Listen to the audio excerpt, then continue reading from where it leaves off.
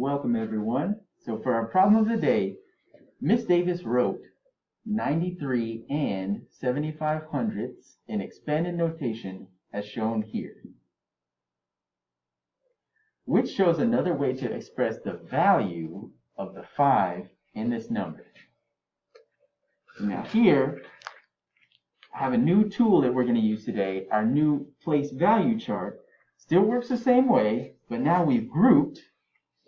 So here's your decimal point to separate whole numbers from decimals.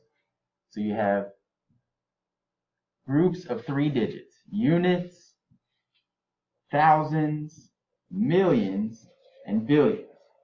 And all 3 follow the pattern of ones, tens, hundreds. Just a different way to organize your numbers. And then behind the decimal, we have tenths and hundredths, and the 2 possible ways to show each value of the place name. So, with that tool, I'm going to organize Miss Davis's number, 93 and 75 hundredths. I plug it into the chart. 3 ones, 9 tens, after the decimal, 75 hundredths.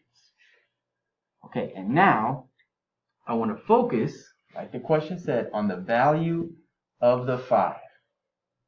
So I can even circle it up here because they've already shown me the expanded notation. So now let's see if we can show it in some other ways using our new table. So if I'm only focused on this 5 hundredths, okay, well, just saying 5 hundredths, I know as a fraction, that looks like 5 hundredths, 5 over 100.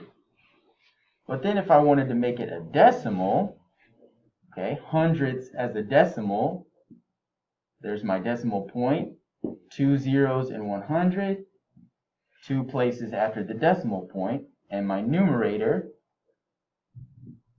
is the value.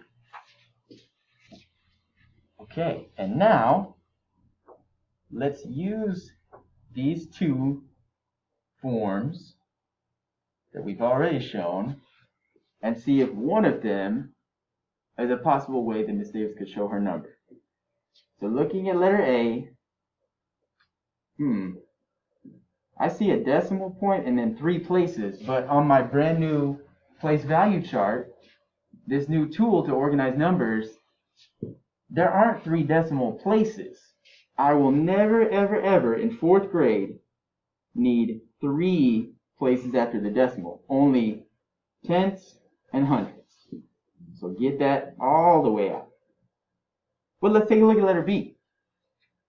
So rewriting it a little bit larger, I could label my decimal places there.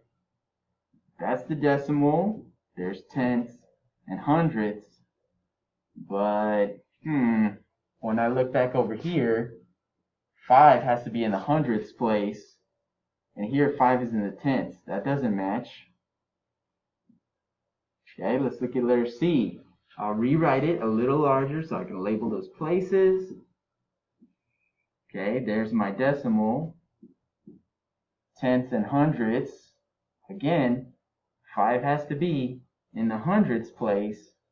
Here it's even farther away in the ones place. Last but not least, let's rewrite it so we can label just to be sure. Okay, so there's my decimal, tenths, and hundredths. We'll switch colors so it stands out. Tenths and hundredths. And sure enough, when I circle the 5, just like I did in the chart and in the question, 5 hundredths.